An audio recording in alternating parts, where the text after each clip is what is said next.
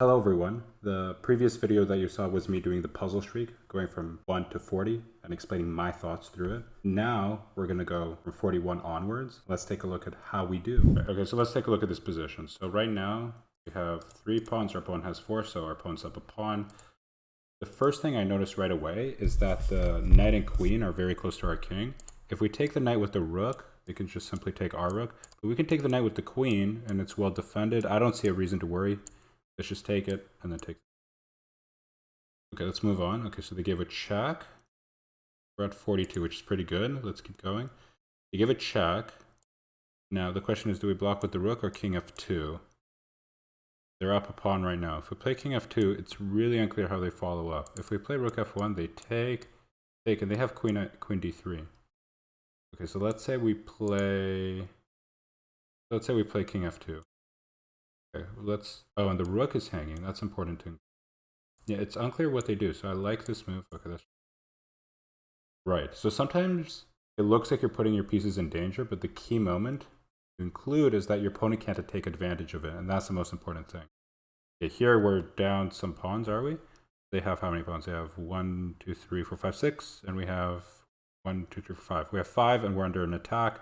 This bishop is pinned, so there's not some sort of urgency. I'm seeing something going on here, and I think we could just attack it with queen a3, just bring a new piece to attack the bishop, and then simply taking it and we're up a piece. Okay, what is going on here? I'm almost mating. Okay, so check wins the rook. We're up a piece. What we could do is check, take, check, block with the rook. Okay. Getting ahead of myself. I mean, instinctually, I just want to check and take the rook. That's what I'm thinking. I mean, bishop f2 definitely has to be the first move. You want to exclude all the other moves. This is called candidate moves, where you look at the top, 3, 5, 7 moves of the position, and you decide what you want to play here. But it seems that bishop f2 is by far the best, so let's just do that. Okay, so now, do I take or do I go check? It seems that taking is just best. Okay, that was pretty simple. We were at 44, and I was shocked by how simple it was, so I was convincing myself that something had to be wrong. But that happens in puzzles where a very easy puzzle will be a really high number. The whole point is just to trick you. That means that a lot of people got the puzzle wrong, thinking that there's some trick. Sometimes there's no trick at all. The trick is that it's just so simple. In this position, they're hitting our rook, but I see that our opponent has a weak king. We can go check, they go here, and then the king and rook are going to be on the same diagonal, and I can just simply take advantage of that with my bishop. So that's exactly what I'll do. I win the rook. Okay, here, this is a very common, fascinating mate in 3. We just need our 3 pieces here to attack our opponent's king. So if we just deliver any check, we could win the rook. They just move over. And then our knight will definitely get trapped on a1 and we'll lose it. The most important thing when you're attacking a king with a major piece is you want to create an open file. And we have the ability to do that after check to go here. Once they take, this h file is opened. And we could just go queen h6, lining up our queen with their king, and it's mate. I consider that a mate in 3. Even though they had queen h5, which makes it a mate in 4, I just consider it a mate in 3 because our opponent's move doesn't really change what is about to happen. Okay, here, what's important to include is that this queen is basically no man's land. It's not really doing anything, and this king obviously is very exposed. We could simply attack the king with queen h5, and instinctually that's the first move screaming at us. But after the king moves back, it's very unclear how we attack. Like, let's say they go king g8, we can go check, but then they block with the knight. That's where the calculation should end. What we notice here is when we play check, the queen is lined up with our queen, and so that means that we're threatening a discovered attack. So let's say we play check and they block with the knight. We can go bishop g6 check, hitting the king. They take our bishop, and then we win the queen. Now, if we go check and they move the king, then we check. If we go check and they move the king here, then we can have this check. So what you're seeing that's really important is the king has nowhere to go that's on a dark square. Can't go to g7, can't go to e7, can't go to f6, can't go to f8. So queen f3 must be the right answer, and we have this nice discovered attack, winning our opponent's queen. Okay, what is going on here? We're down a pawn, but both kings are very exposed. I mean, my instincts is just to sacrifice, just to distract the queen for a brief moment. And I'm looking at checks, but I'm not really seeing a follow-up there. Okay, this one's interesting, because I can't see it right away. That's kind of what I'm liking. Already we're getting to a point where I can't see the answer in 1 second. Because before it was really easy. Okay, so this is a move that I'm thinking about just to attack the bishop. Maybe this, of course, maybe that. This is what we call candidate moves. I have to be afraid of his checks, but I don't really see what is going on here. I could just move my knight. That feels kind of hacky. Like if I move my knight, he might just have rook h2 and then go queen h5. So that's something I have to worry about as well. Queen f7 is really screaming at me, because so then I can go takes and win his queen. So I really like queen f7. Idea is, okay, checks. Now the question is, okay, if I can't take with the king because rook here, so I have to take with the queen, and I would have taken the bishop next. Okay, what is going on here? We're down how many pawns? 2 pawns, but we have a huge kingside attack. Obviously, our queen and rook are lined up. We have no pawns on our king, so obviously it's weak. However, attacking is simple. My first move was bishop e4, hitting the knight and then the rook. But they could just simply take the rook defending mate, and even though we could take their rook, we're just trading rooks.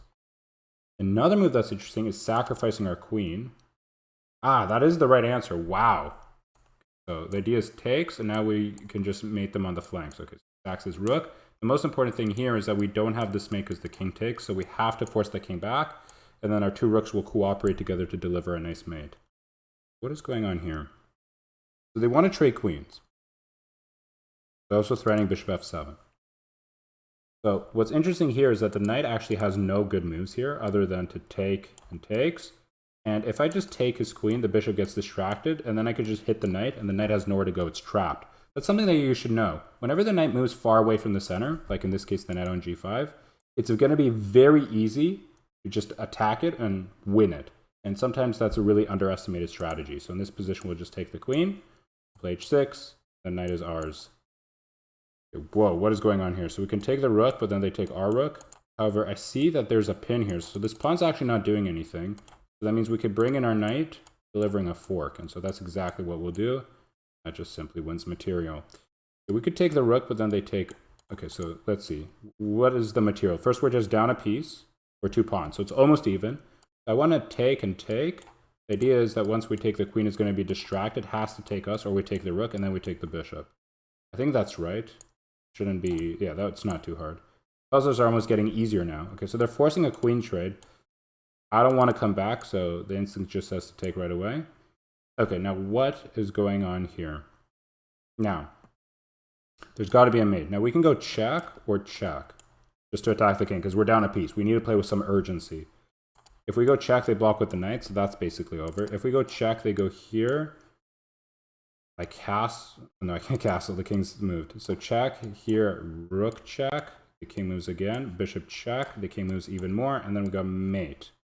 Now, if we play check and the king blocks, but rather the king walks to the other side, we go check. The king moves over, and then we have a discovered attack where the bishop hits the king, winning at least the knight. Or we can go check, winning the rook. So let's go check.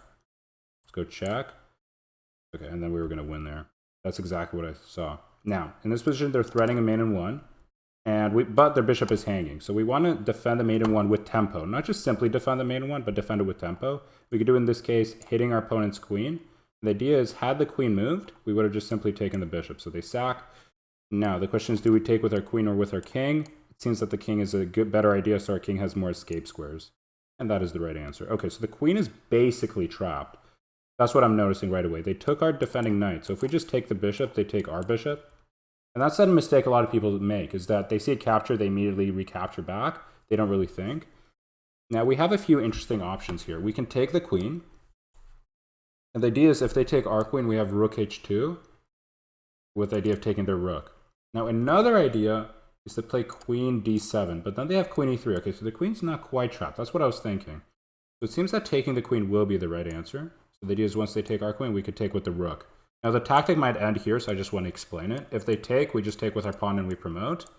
And if they don't, we just simply win a rook and we're up material. Okay, they're giving us a check. We want to promote this pawn, so we just need to put our king into safety. We go here, we're getting checked. Rook here, we get checked. King here, no checks. That's the basic move to come up with. They go here. Now, I don't want to let them control the pawn, but it doesn't seem that they can even stop the pawn from promoting. I just want to put my rook on a safe square where there's no checks, and there we go. The king goes here. The rook is in a very strange position. I have a fork. If I check, I go here. That seems really simple, no? What am I missing? They have this. I don't think that does anything. Okay, and I was right. Okay, so here I'm seeing the queen attacks the king. And the most important thing that a rook can do is either be on an open file or an open flank, which is, as we talk about the numbers, like 1, 2, 3, 4, 5, up to 8. Open files go by letters A to H. Another key factor is if you're black, you want to put your rooks on your opponent's 2nd rank. That's where all the pawns are. For white, you want to put your rooks on the 7th rank. And we have the opportunity to do both here, to put our rook on an open file, an open flank, and on the 2nd rank by putting our rook here. The idea is once the queen moves, it's just checkmate. So this seems pretty simple. You could take back, but so do we. Okay. Because had they moved the queen, it would have been mate, so they have to give up the queen and are going to win the game. So they take our pawn. Seems that we have a discover tactic. They can block with the rook, which is interesting. Huh. The material's even, so now it's not so simple for me anymore. So f4, rook g3, okay. G4 is a move. It's not, okay, what are they threatening? Nothing. As I said, I don't want to spend a minute on any of these puzzles. As soon as we get a minute, I'm just gonna make a move. Okay, so f4, rook g3. f4, rook g3. f4, rook g3. I really don't see anything there. Okay.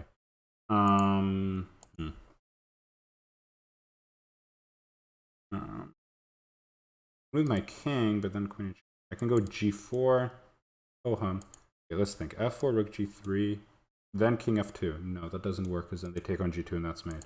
Okay, f4, rook g3, king f1, but then they go check and then queen g2 and that's made. Okay, so f4, rook g3. Huh.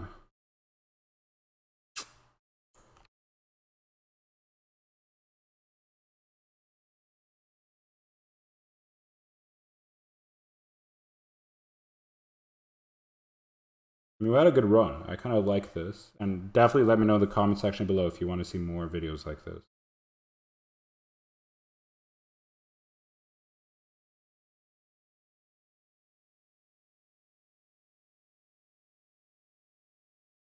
Ah, I see it. So after f4, we can just go here. And then we win their queen. The idea was where we're attacking the rook. Once they take, we could just take their queen. Had they moved their queen, would have just won the rook. And we're up, obviously, a lot of points of material. Okay, what's going on here? That was a little bit tricky.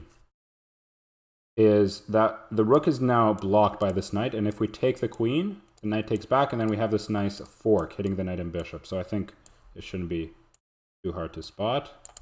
And we take the bishop. Okay, here. Check the block. Okay. What if we go here? Then we're both defending this, we're threatening a mate, and we're threatening mate here. That seems pretty powerful. Now, do I have to be worried about check, takes here? I can just move my king, and that should be fine. Okay. That is probably the... Whoa, I did not see that. You know, it's one of those times where there's a tactic for your opponent, but it just doesn't do anything, luckily. We'll just go here. Just take the queen, and the rook was hanging. Okay, so now they give a check.